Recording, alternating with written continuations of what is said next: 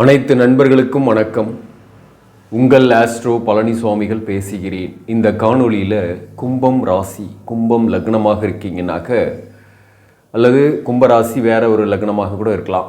இந்த கும்பராசியாக இருக்கிறீங்க அல்லது கும்ப லக்னமாக இருக்கிறீங்கன்னாக்க உங்களுடைய திருமண வாழ்க்கை எப்படி இருக்கும், குறிப்பாக காதல் வாழ்க்கை எப்படி இருக்கும், காதலுக்கு பின்னாடி திருமண வாழ்க்கை எப்படி இருக்கும், உங்களுக்கு எந்த ராசிக்காரர்களிருந்து அப்ரோச்சஸ் வரும், அதாவது காதலாகவோ நண்பர்களாகவோ அல்லது ஏதோ ஒரு வகையில் உங்களுக்கு பார்த்திங்கன்னா உங்களை சுற்றி சம்மந்தப்பட்டவர்கள் எந்த ராசிக்காரர்களால் உங்களுக்கு நன்மையும் எந்த ராசிக்காரர்களால் அதே பாதிப்புகளும் ஏற்படும் என்பதை பற்றி இந்த பதிவில் டீட்டெயிலாகவே பார்க்கலாம்.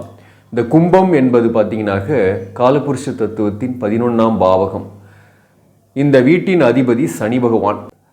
இந்த கும்பராசிக்காரர்களுக்கு மேரேஜ் லைஃப்பை பொறுத்தவரை ஒரு கான்ட்ரவர்ஷியலாகவே தான் இருந்துகிட்டு இருக்குது. 10 பேர் இருக்காங்கன்னா ஒரு 7 பேருடைய லைஃப்பில் மேரேஜ் லைஃப் ஒரு சாட்டிஸ்ஃபைடு இல்லை. அதில் ஒரு 5 பேருடைய லைஃப் பிரிவு ஏற்பட்டு 2ஆம் தாரம் ஏற்பட்டுடுது. அவிட்டம் 3ஆம் பாதம் 4ஆம் பாதம், சதயம் 4 பாதங்கள், புரட்டாதி நட்சத்திரம் 3 பாதங்கள் இருக்கும். இந்த நட்சத்திரத்தில் பிறந்தவங்களுக்கு எல்லாருக்குமே இப்போ பாதிப்பு தான். ஓப்பனாக சொல்ல போனாக்க குறிப்பாக நம்பக்கூடாதவர்கள் நம்புறது, அதாவது ஏமாத்துறவங்க வலையில் போய் விழுந்துடுறது. ரொம்ப கேர்ஃபுல்லாக இருப்பாங்க, உஷாராக இருப்பாங்க, அவ்வளோ சீக்கிரம் யாரையும் நம்ப மாட்டாங்க. ஆனால் கடைசியாக அவங்க போய் யாரை நம்புகிறாங்களோ அவங்க இவங்களை ஏமாத்துறவங்களாகவே இருப்பாங்க. மனசையோ அல்லது பணத்தையோ தொலைச்சிட்டு கஷ்டப்படக்கூடிய சூழ்நிலை தான் இந்த காலகட்டத்தில். இதை பற்றி நான் நிறைய மாத பலன்கள் வருட பலன்கள்லாம் கூட சொல்லியிருக்கிறேன். என்ன காரணம் அப்படின்னாக்க, குறிப்பாக இந்த சனி பகவான் ஜென்ம சனியாக இருக்கும்போது இந்த திருமண வாழ்க்கையை நிறைய பாதிக்கும். குறிப்பாக அல்லது ரிலேஷன்ஷிப்பில் இருக்கீங்கன்னாலையும் அந்த ரிலேஷன்ஷிப் பிரேக்கப் ஆகும். குறிப்பாக நீங்கள் யாருக்கிட்ட நல்லா க்ளோஸாக பேசிட்டு இருக்கிறீங்க, அவங்க காரணமே இல்லாமல் உங்களுடைய நட்பையோ அல்லது ரிலேஷன்ஷிப்பையோ கட் பண்ணிட்டு போவாங்க. நல்லா பேசின பக்காக்குங்கிறவங்க கூட திடீர்னு உங்ககிட்ட பேசாமல் போகக்கூடிய சூழ்நிலை வரும். அதுவே ஒரு பெரிய மன உளைச்சல், மன அழுத்தமாக இருக்கும். உங்களுக்கு சரியான தூக்கம் இல்லாமல் ஹெல்த் இஷ்யூஸ் இதெல்லாம் வரக்கூடிய காலகட்டம் தான். ஸோ இதெல்லாம் பற்றி தான் நம்ம டீட்டெயிலாக இந்த பதிவில் பார்க்க போகிறோம். இந்த பாதிப்பெல்லாம் எல்லாருக்கும் ஏற்படுமா, யாருக்கெல்லாம் கடுமையாக பாதிப்புகள் வரும் என்பதை பற்றி இந்த பதிவில் நம்ம டீட்டெயிலாகவே பார்க்கலாம். இந்த சனி பகவானுடைய ஆட்சி வீடாக வரக்கூடிய கும்பராசி நண்பர்கள் பொதுவாகவே நிதானமாக செயல்பட்டாலும் நிரந்தரமான வெற்றி அடையக்கூடியவர்கள். நிறைய பேர் வெளிநாட்டில் கூட வாழ்கிறாங்க. பொதுவாகவே பிறப்பிடம் விட்டு வெளியூர் அல்லது வெளிநாடு வெளிமாநிலங்களில் வாழக்கூடியவர்கள் கும்பராசி நண்பர்கள். இது ஒரு காற்று ராசி.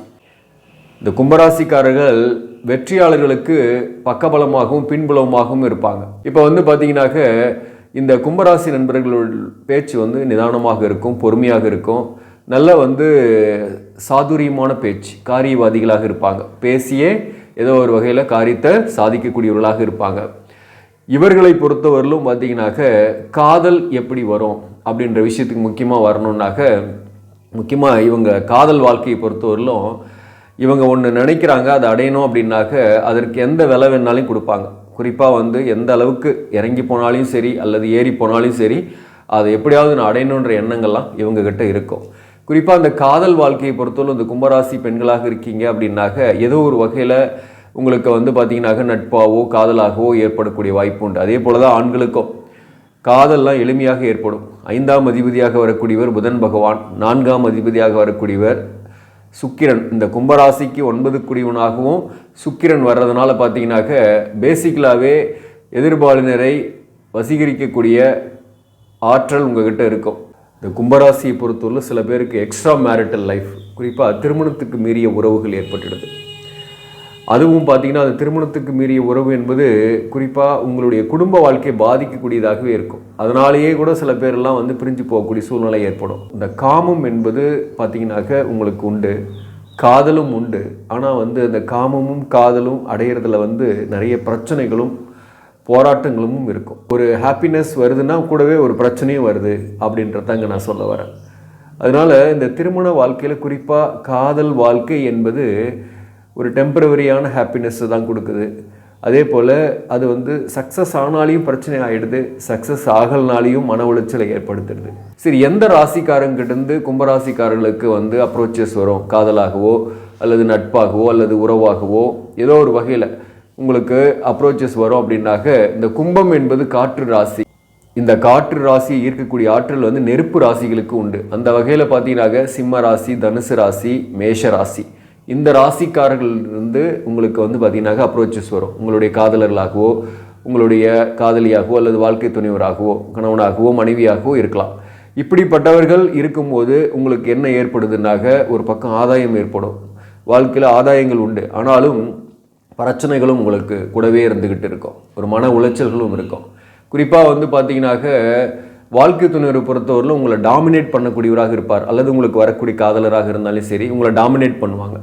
ஆனால் அந்த டாமினேஷனுக்கு உட்பட மாட்டீங்க. பிடிவாதம், உணர்ச்சி வசப்படக்கூடியவர்களாகவே நீங்கள் இருப்பீங்க. கோபம் இருக்கும். அதே போல் உங்களுக்கு வரக்கூடிய அந்த காதலரோ அல்லது காதலியோ அல்லது வாழ்க்கை துணைவரோ ஒரு உணர்ச்சி வசப்படக்கூடியவராகவும் அதே சமயத்தில் கோபப்படக்கூடியவர்களாகவும் உங்களை ஆளுமை செய்யக்கூடியவராகவே இருப்பார். எந்த விதமான ஆளுகைக்கும் உட்பட நினைக்க மாட்டீங்க. சுதந்திர மனப்பான்மை உங்களுக்கு அதிகமாகவே இருக்கும். ஈகோ உங்களுக்கு கிளாஷ் ஆகும். அதனாலேயே பார்த்தீங்கன்னாக்க 2 பேருக்கும் பார்த்தீங்கன்னாக்க கருத்து வேறுபாடுகள், பிரச்சனைகள் இருந்துக்கிட்டே இருக்கிற மாதிரி இருக்கும். ஈவன் ஆஃப்டர் த மேரேஜுக்கு பின்னாடி கூட பார்த்தீங்கன்னா, சப்போஸ் உங்கள் ஜாதகப்படி 5ஆம் அதிபதியாக வரக்கூடிய புதன் அங்கே ஆட்சி பெற்றிருக்கிறார், அல்லது புதனும் சுக்கிரனும் சேர்ந்து 5ஆம் பாவகத்திலே இருக்குன்னு வச்சிங்களேன், காதல் சக்ஸஸ் ஆகிடும். காதல் சக்ஸஸ் ஆன பின்னாடி மேரேஜ் லைஃப் போகும்போது உங்களுக்கு வந்து ஒரு கான்ட்ரவர்ஷியல் இருக்கும். ஆனால் பிரியாமல் இருந்தால் கூட கான்ட்ரவர்ஷியல் இருந்துக்கிட்டே இருக்கும் சில பேருக்கெல்லாம் பார்த்தீங்கன்னா. ஆனால் வெளியில் போயும் விட்டு கொடுக்க மாட்டாங்க.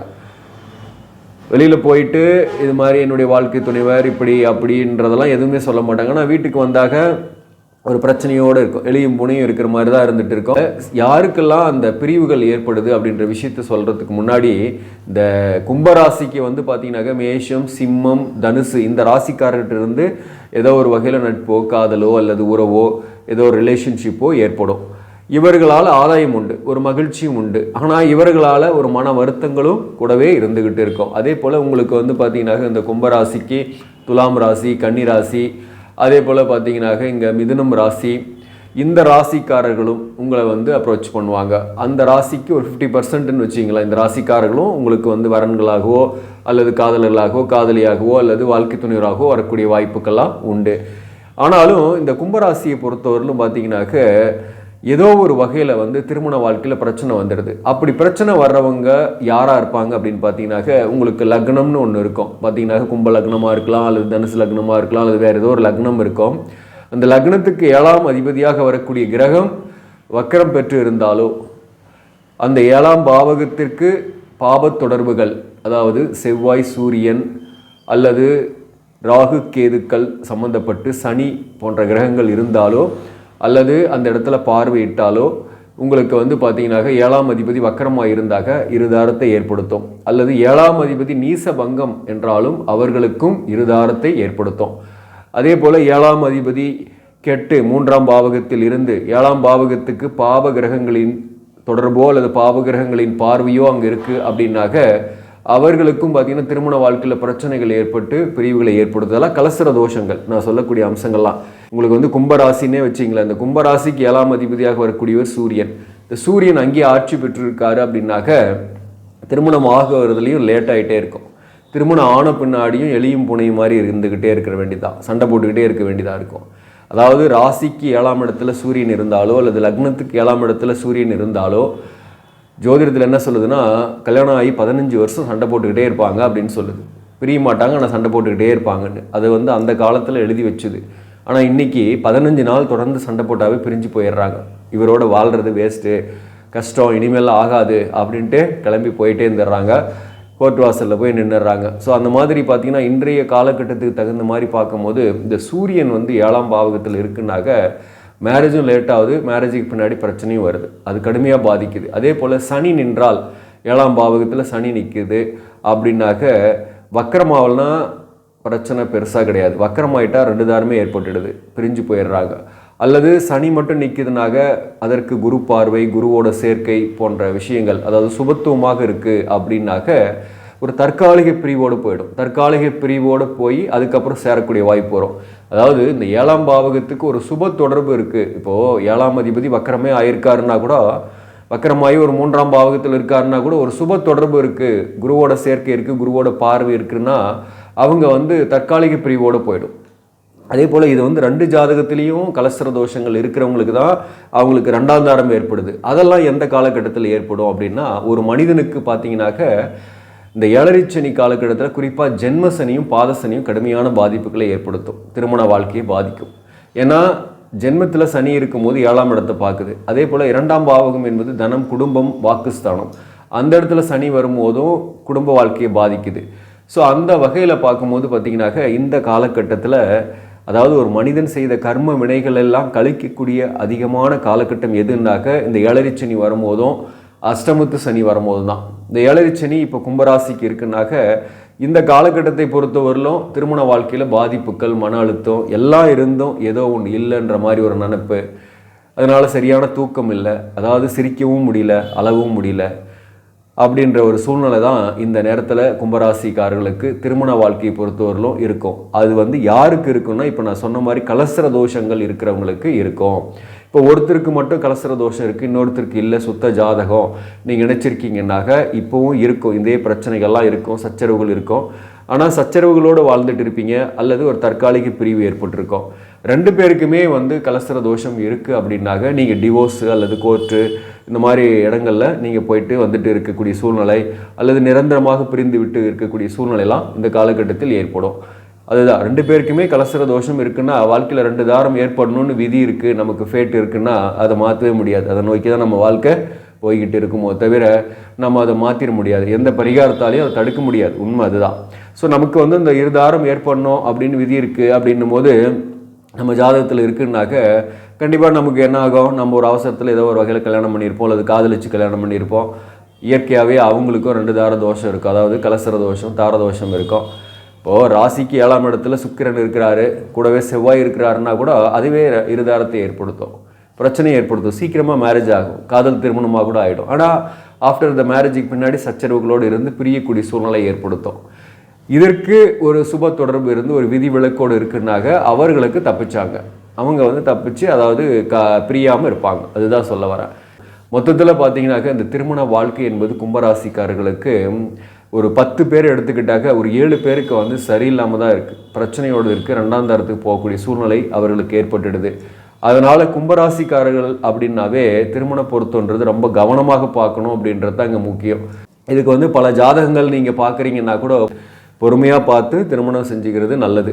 அதாவது திருமணத்துக்கு ஆன பின்னாடி பிரச்சனையோடு இருந்து அதுக்கு பரிகாரத்தை தேடுறதை விட திருமணத்துக்கு முன்னாடியே வந்து நம்ம சரியான சுத்த ஜாதகத்தை இணைக்கும் போது பிரச்சனை பெருசாக வர்றதில்ல. குறிப்பாக சுத்த ஜாதகமாக இணைக்கிறீங்க அப்படின்னாக்க, சப்போஸ் உங்களுக்கு கலஸ்திர தோஷமே இருக்குன்னா கூட சுத்த ஜாதகத்தை முடிஞ்ச அளவுக்கு ட்ரை பண்ணி இணைக்கிறீங்கன்னா ஓரளவுக்கு பிரச்சனையை வந்து பெருசாக போகாமல் ஏதோ ஆஃப்டர் த மேரேஜுக்கு பின்னாடி சண்டை சச்சரவு வந்தால் கூட அதுக்கு ஏதோ ஒரு வகையில் பரிகாரம் செஞ்சு அதுக்கு வந்து தீர்க்கலாம். அதாவது 2 தாரம் இருக்கக்கூடியவர்கள் வந்து என்ன செய்யலாம், ஏற்கனவே கட்டின தாலி கோவில் உண்டியில் போட்டு புதியதாக ஒரு தாலி கட்டிக்கிறது, அது ஒரு திருமணம் மாதிரியே செய்கிறதுன்றது ரொம்ப அந்த தோஷத்தை குறைக்கும். வீட்டிலையே ஒரு வாழை மரத்தை நட்டு வச்சு அதை வந்து வளர்த்துக்கிட்டு வர்றது, கணவன் மனைவி 2 பேரும் தண்ணி ஊற்றிட்டு வர்றது இந்த தோஷத்தோட பாதிப்பை குறைக்கும்.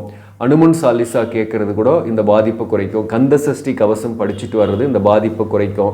இப்படி நம்ம ஏதோ ஒருத்தருக்கு மட்டும்தான் அந்த கலசர தோஷம் இருக்குது, ஒருத்தருக்கு சுத்த ஜாதகம் இருக்குன்னா அவங்க உங்களை வந்து ஏதோ ஒரு வகையில் சேரணுன்னே நினைப்பாங்க. அப்போ வந்து பிரியாமல் இருக்கிறதுக்கான வாய்ப்புக்கெல்லாம் ஏற்படும்.